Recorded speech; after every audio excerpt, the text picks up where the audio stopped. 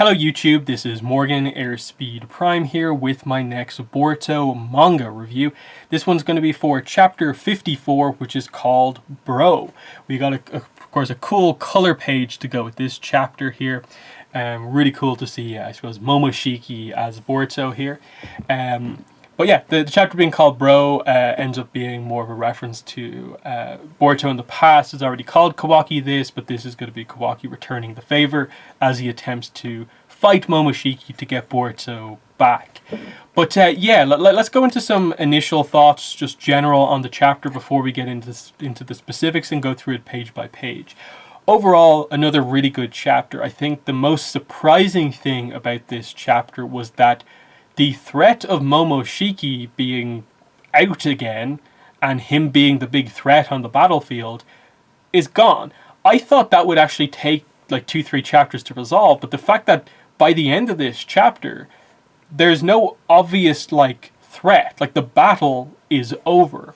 There's just a few things we need to work out in terms of how do we get back. I guess Boruto will use time, space, and ninjutsu when he recovers some more chakra. And, you know, is Naruto okay? How injured is everyone or not? There's questions for sure. But this chapter 100% accomplished something. And it set up some interesting points on a more technical note when it comes to Kawaki, I suppose. But I think at this point, let's go jump into the kind of page by page here. So we open up this chapter with obviously the aftermath of the cliffhanger ending for the last one, which was Momoshiki revealed to be taken over Boruto's body. He stabs Sasuke in the Rinnegan, so the Rinnegan is gone. The biggest threat on the battlefield that's left active at the moment, gone. And so all of a sudden this fight is a lot more even than you'd think. Like a tired and wounded Sasuke, a Kawaki who doesn't have a lot of abilities, I suppose, at this point, and a barely conscious Naruto against Momoshiki using Boruto's body. That's the situation that we have here. So it's revealed here that the reasoning behind Momoshiki targeting the eye was primarily to get rid of Sasuke's space-time ninjutsu, so using the Rinnegan to escape, more so than his maybe fear of its combat prowess, but I assume there's a dual meaning behind that. He notes it's the second time he's emerged, and he likes being free. Sasuke notes Boruto has all of his injuries have healed, and it's because of Momoshiki's abilities. So what happens next happens a few times during the chapter, which is Kawaki looking over at Boruto as Momoshiki and remembering Boruto from the past and their sort of happy moments together. And I suppose it's meant to be those moments where over the course of this fight, he realizes how much he really cares for Boruto, and all of the times that like Boruto has put himself on the line for Kawaki, and how easily he's adapted to Kawaki and considers him a friend and a bro. This is going to be Kawaki realizing that, yes, Boruto is his bro like that. He considers him the exact same way. And he remembers, you know, Boruto's enthusiasm going into the battle. Let's go crush Jigen and the rest of Kara with him. And he's just shocked at this turn of events. He wants Boruto to fight back, but he realizes he is going to have to fight for Boruto here. Momoshiki does speak to Kawaki though. He says, "You've been freed too, Kawaki. Ishiki's soul has been thoroughly extinguished. Where's your smile?" Kawaki says, "Wake up already." And he's like, "I suppose in your case, your freedom is fleeting." Because he tries to figure something out over the next few pages. But I think that line is sort of telling. Ishiki's soul has been thoroughly extinguished. Ishiki as a character is gone, and I don't think we are going to see him again. I think they've specifically at this point committed and done it well that Momoshiki is the threat going forward. Now, think of that what you will. I actually think it's actually a quite impressive twist with what they were able to do, using all of the Otsutsuki mechanics to their advantage, going back to the first most important arc of Boruto, that being the exam arc, going into the Momoshiki stuff. You know, I think they've actually done that pretty well. So, you know, Ishiki's gone. they leave a little bit of room to maneuver, as we'll get into with some of the technical stuff in a few pages. Kawaki calls Momoshiki White Eye, I guess referring to the Byakugan. So the fight begins. We see Kawaki using his like ninja tool body, so he uses the stretchy stuff. And interestingly here, it's more of an even fight than you think, because Momoshiki is still using Boruto's body. So he can really only use the jutsu that Boruto has. And there's a slight sense that he has better control over some of the more Kyber Mark related abilities, like the much better control over the space-time stuff and the absorption power of the karma. But otherwise, he's mainly just using shuriken, tools, weapons, the actual body Boruto has, and his jutsu. So Boruto jumps over Kawaki to dodge him, comes down with a kunai, and stabs Kawaki right in the back. And interestingly here says, "Good, just as I'd hoped. It seems the extraction has progressed quite far, which means it should work." And Kawaki's like, wait, what does this mean? Well, what are you talking about? The explanation is given by Momoshiki here. I mean that even if karma itself has vanished, the Otsutsuki data that was extracted still remains in your body.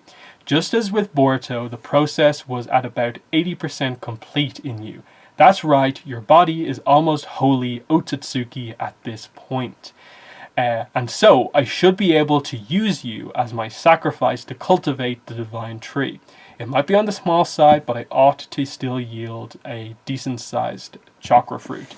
So, a lot of information here in terms of Momoshiki's plan, and now that he's sort of taken over, is that, one, he explains that just the karma mark being gone doesn't mean that every effect of it is gone.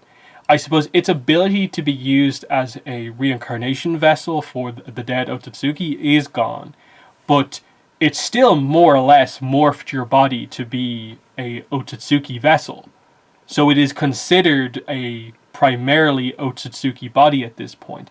I don't know how technical it's meant to be because they call it data, but then he also says your body is almost wholly Otsutsuki at this point. Are they saying that like his DNA is now mostly Otsutsuki? I don't know what exactly to make of that, because the way it was before, I thought it was more of just like, yeah, it's just, data. It's almost, computer based almost, that it's just within the body. But no, here they're really getting across that extraction is almost like this, parasite taking over the body. And you have to remember the wording that they used in that chapter a few chapters ago, describing Otsutsukis as parasites. And, this one mark stemming across the whole body, that's the way you're meant to envision it. So, it makes sense. I don't think it means Ishiki can come back through Kawaki, but it does mean that Kawaki is eligible to be used to make the divine tree happen, because he's mostly Otsutsuki. So it's noted, it won't be a particularly big chakra fruit, but it will be a chakra fruit. So that's interesting, that makes sense. We learned about that relatively recently, the need for a sacrifice, and so Momoshiki wants to do that. So it asked a few questions, I suppose, about the past and like which characters were used as a sacrifice for specific trees and so on. But, we'll get there, I suppose. I think the Otsutsukis are going to be explored a lot going forward beyond just the few that we have already. So he notes that I'll find the 10 tails that Ishiki hid somewhere and then feed you and claim its fruit. So Kawaki's response to this is, I'm sick and tired of you people using the rest of us like objects. So I like that response of just like, he has been considered a vessel by Ishiki up to now. The people who have treated him as a person are Naruto and Boruto, I suppose, primarily, and now a little bit Sasuke as well, and the rest of the team. He has people who treat him like a person. He's not going back to being treated as only a vessel, as only a tool. So that's notable for Kawaki's character, very on theme for him.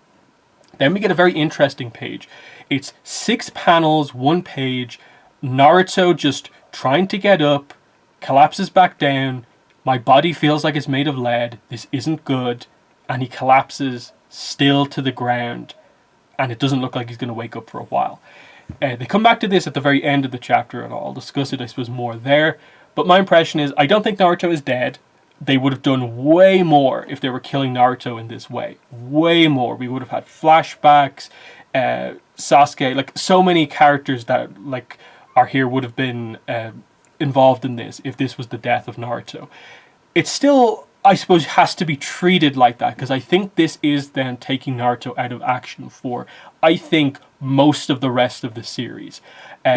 This is where I will bring in Boruto Volume 1, and specifically Chapter 1. What Kawaki says in the first chapter, first page, "I'll send you where I sent the 7th Hokage, Boruto."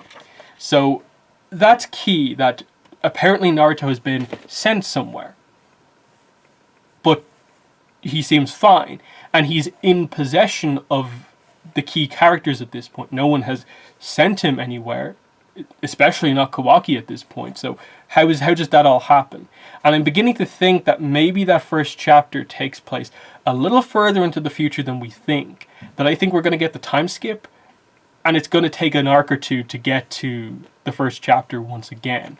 But yeah, I think Naruto is in some sort of a coma here as a combination of, one, Baryon mode having a negative effect on his body, and two, I think Kurama has taken most of the blow. That the death fear for the Baryon mode has been taken by Kurama.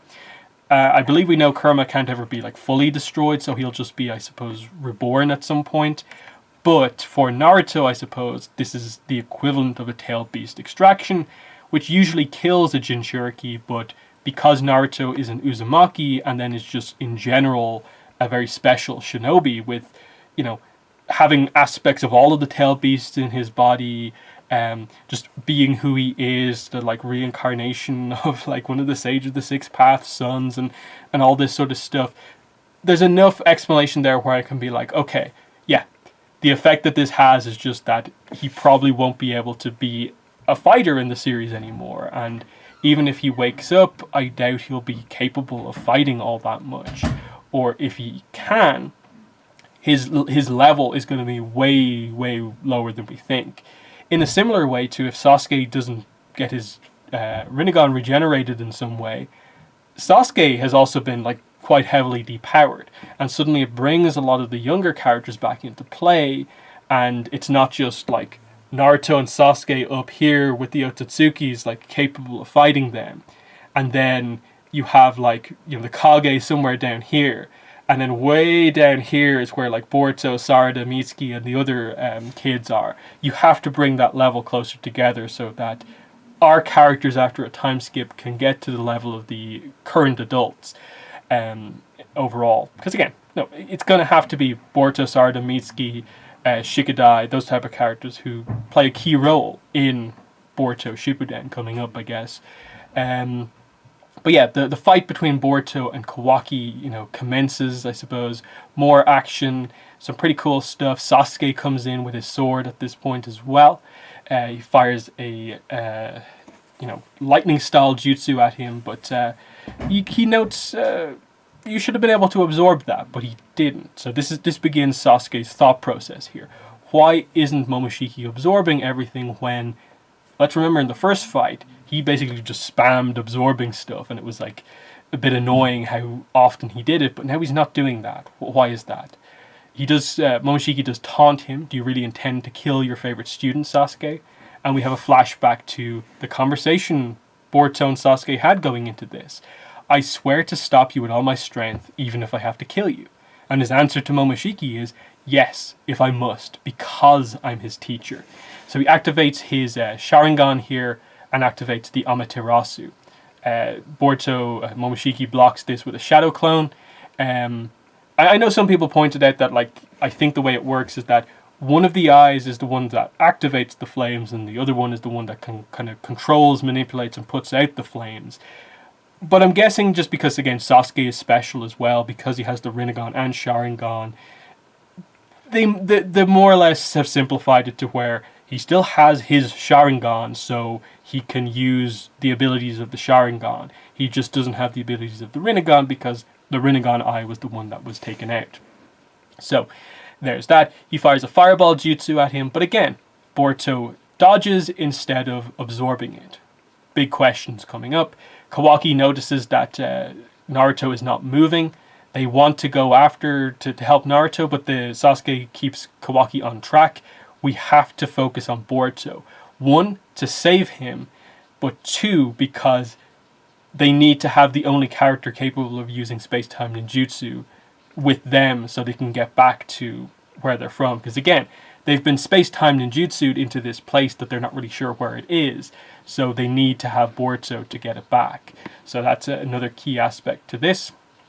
So the plan is, Sasuke explains, Boruto lost consciousness because he expended too much chakra. There's a high chance that is the direct trigger for Momoshiki's manifestation.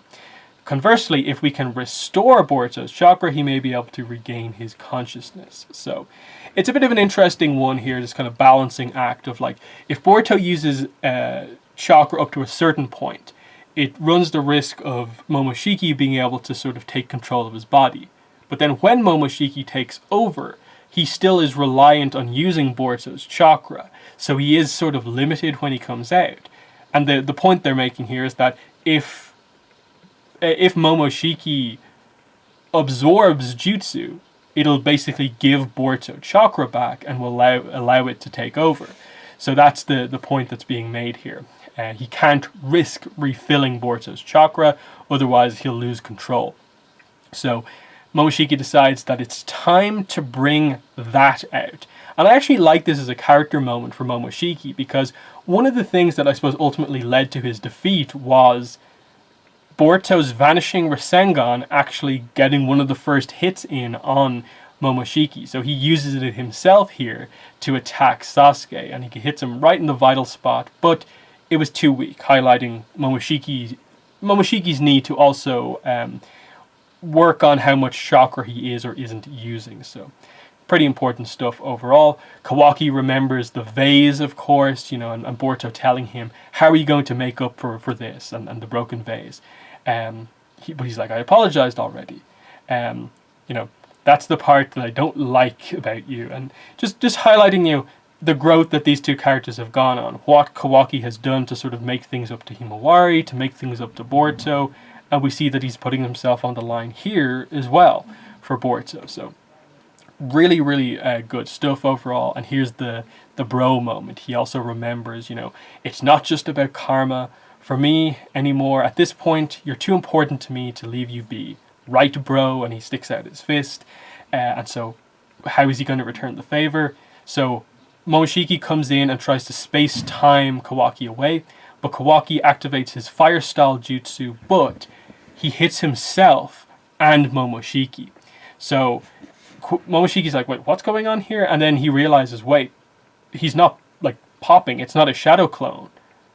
He's burning himself up. Like, I'll lose my sacrifice for the divine tree if I let this keep going.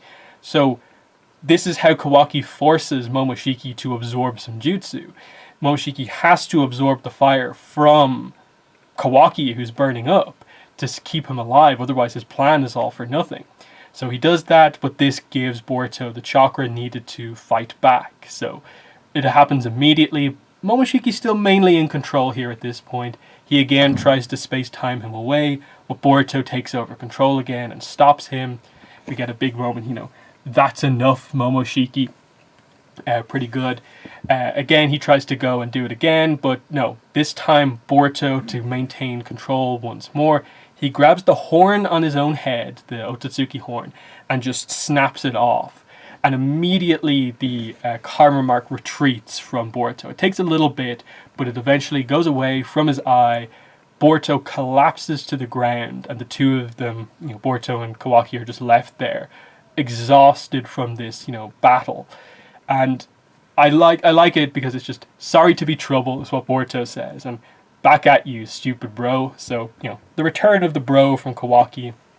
He really put himself on the line for Boruto here, highlighting just their relationship and how well it's been done, and this being a key moment. Kawaki has, saved Boruto in this moment. So Sasuke's happy that the action is over. For the most part, they're going to be okay going forward, but the attention turns to Naruto once again. So he's there lying on the ground. He hasn't moved. Sasuke walks over to him, and his reaction is, what the? No way. And we're just left with Naruto just lying on the ground. Again, not having moved in a bunch of pages. And it's a weird one because it's just like, if he's just unconscious, they're making a whole lot of drama for nothing really. He's not dead. There's no way they're killing off Naruto like this. I just tonally don't think it's quite there the way it is at this point. With the setup again that, he's been sent somewhere from Boruto Chapter 1. What's going on here? I do think Naruto is in some sort of a coma, and the idea is he may not wake up. That Baryon mode plus Kurama maybe going away are the reasons for this, and even if he does recover, he's not going to be powerful enough to play the role he has played up to now. I think that's the position they're placing him in, and who knows, potentially something else might happen down the line. Again, we've got a chapter or two to go off to see where exactly we go.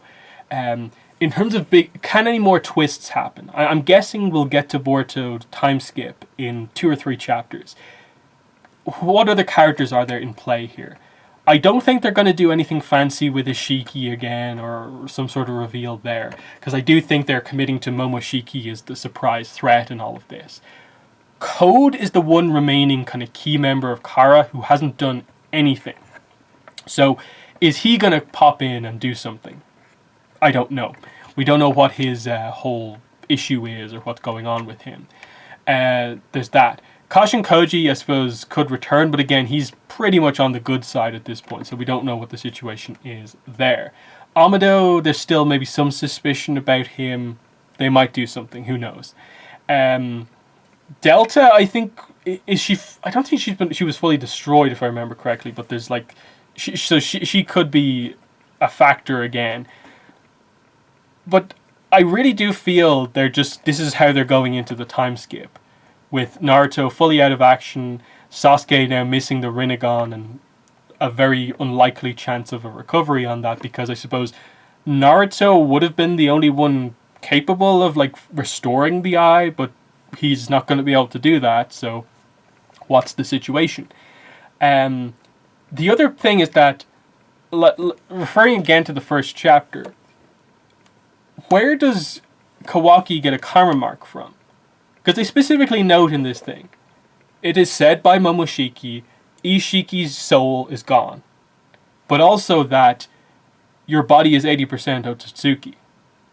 Now, I think that's more of your body is Otsutsuki rather than your body is 80% Ishiki. I think the significance is more that Kawaki now counts as a partial Otsutsuki rather than anything more specific than that. His body is still perfect to be a vessel for a karma mark, but as far as we are aware, he doesn't have a karma mark. So any of the speculation from the last chapter that like, oh, but the way shadow clones work is that if you take in a form of energy, it gets transferred back when the shadow clone goes away. That doesn't apply to karma marks, obviously, because I think Momoshiki would have been able to sense within Kawaki that the karma mark is still there. So I think Kawaki is karma mark free. So where does he get one for this chapter the chapter 1 to make sense? The only place he could get it from at this point would be Momoshiki, which maybe might suggest when he stabbed him, did he also implant a karma mark? Is it actually possible for, Momoshiki in Boruto mode to do that? We're not even sure, which is why I think we're going to go into the time skip and we're going to come out of it. And I do think quite a bit is going to happen before we really get close to the first chapter. So I think this is quite a bit further into the future than we thought it was. I think it's probably the main thing to say. Because Boruto still doesn't have the scar on his eye. I was maybe wondering, like, when he snapped the horn off, might he have done it in a way where it causes the scar? But no.